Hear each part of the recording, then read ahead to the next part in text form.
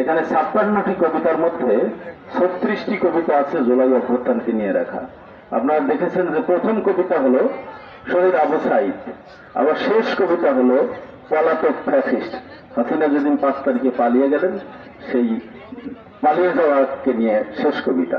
কিন্তু এর মধ্যে আমি আবার বৈচিত্র্য এনেছি কিছুটা। এই কবিতার বইয়ের মধ্যে যেমন আমাদের লালনকে নিয়ে কবিতা আছে, রবীন্দ্রনাথকে নিয়ে কবিতা আছে, নজরুলকে নিয়ে কবিতা আছে, এবং নাম জিয়াউর রহমানকে নিয়ে কবিতা আছে, তারপর হযরত মুহাম্মদ সাল্লাল্লাহু আলাইহি সাল্লামকে নিয়ে কবিতা আছে, এমনকি হিন্দু মাইথোলজি নিয়ে ব্রহ্মার আবির্ভাব নিয়েও এখানে কবিতা আছে। অর্থাৎ শুধু জুলাই অভ্যুত্থানের উপরে সর্বাধিক কবিতা থাকলেও তার বাইরেও আমি এই বইয়ের মধ্যে কিছুটা বৈচিত্র্য আনার চেষ্টা করছি।